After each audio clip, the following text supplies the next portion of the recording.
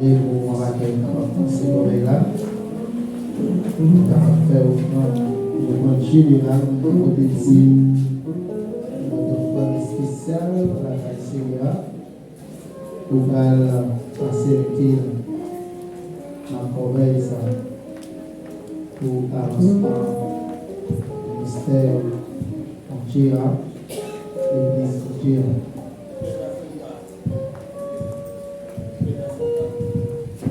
Dans 111, créole, chanter. On nous travaille pour le Seigneur, au soleil.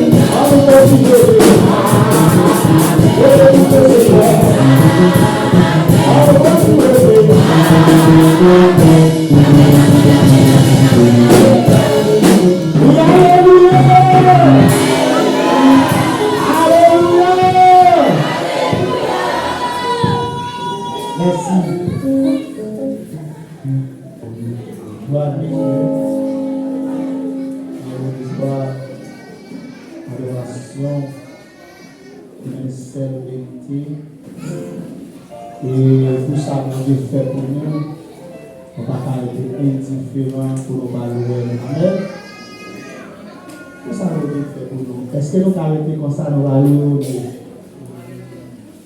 Est-ce que nous avons arrêté dans le bon aujourd'hui? Non.